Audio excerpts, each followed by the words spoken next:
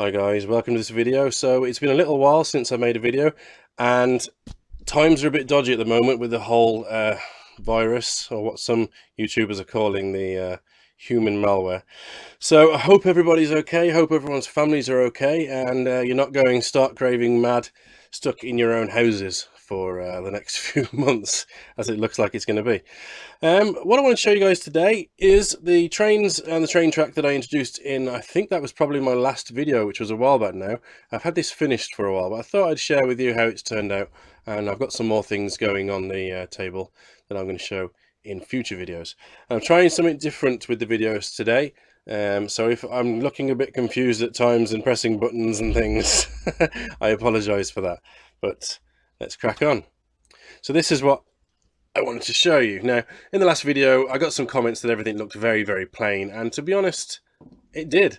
They were in a very basic form, these tracks, but since then, a lot of detail has gone onto them. So if I just zoom in slightly here, as you can see, I've got a pointer. As you can see, I've added detail down the sides. I think that had a massive difference to how the track looks. I also added these details here that go into the side of the bulkheads.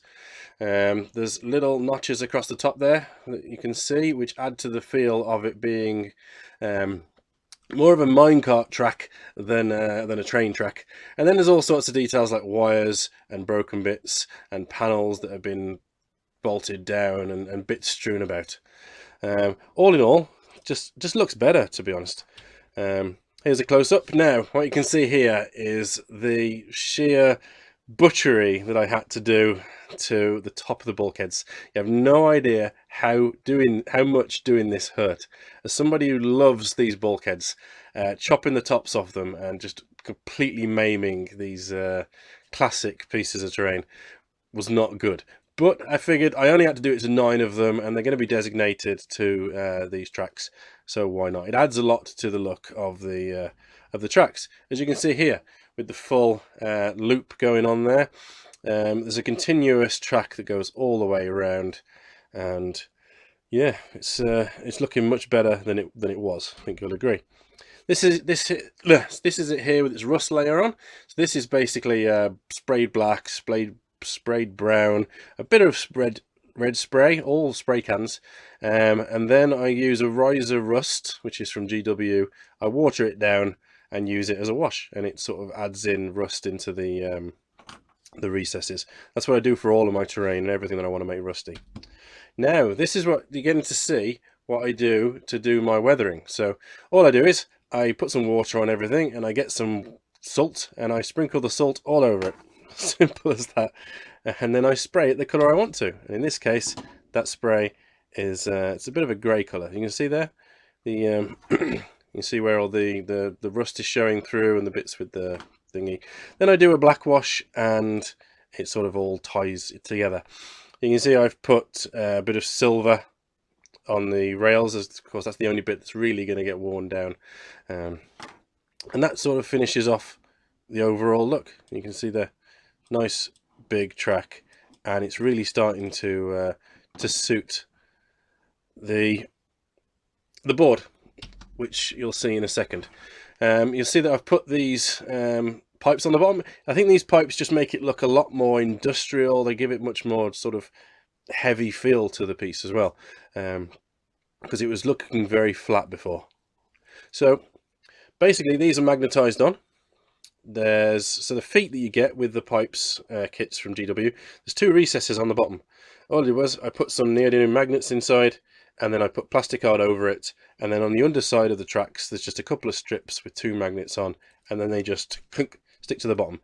And because they're completely flat on the bottom of the feet, you can turn them over, stick them on the table, and just use them as they're intended, as pipes on your normal table, which I was pretty chuffed at, to be honest. I always try and make things do double duty wherever possible. Waste not, want not, and all that. Because it's not every time I set up a table that I'm going to want to use the train track. A few times I'm just going to want to use the pipes, especially if I'm doing zone mortalis, for example. So here's the trains that you saw. So these have had the silver paint pot on them, and the same weathering with the rust. They're actually still in this exact state. I haven't done any more detailing to them in terms of painting, but yeah, that's how they look. I think I've got a few more photos of them there. I can't remember if I had the barrels on the side last time I showed you guys, but there's some little computer consoles, there's barrels, there's a few more extra details here and there, but that's how it looks at the moment. There's one more picture. So this is a picture of how the train tracks all look together with everything. I've tried to make this look like there's maybe a depot here with the train there parked up, ready to have some things lifted onto it with the crane or the little servo. And this is a view from above. So you can see I've got two parallel tracks there and there. This was for a scenario I set up where basically the idea was that someone would start off with two trucks. They'd have 4 points they can get off on. And then they'd start in the middle, the defenders. So they're basically stealing whatever is on these two trains. And then the attackers would start around the outside. And the idea was that they'd try and give some tactics, because there's 4 points where they can leave the table. And it could be interesting. So where the attacker decides to put their attackers, really. This is another angle of the same thing. Now this is a video I wanted to show of how I get the salt off the things that I put the salt on, the weathering that I do, and also show the transformation as well. So I'll just play this for you now, and hopefully it'll be satisfying for you as it was for me. So you can see there, it starts off looking really strange with lumps of salt on it, and as the water hits it, it all just sort of comes off and leaves this really nice rust pattern underneath. It's really quite cool. It's a really satisfying thing to do, actually. After you've painted all the terrain, just shove it under the tap, and it comes out looking pretty cool. And that is what I wanted to show you guys today. So if you've been keeping up with me on these between videos, you'll have seen all this before. Sorry for knocking the mic. I know I've done that a couple of times during this video, but hopefully you've liked what you've seen. Let me know what you think of the format of the video with the whole picture-in-picture. I need to know whether it's worth the effort, basically, because there is a green screen involved. But yeah, thank you very much for watching. Remember, stay indoors and stay safe, and hopefully I'll see you in the next one. Stay well, guys.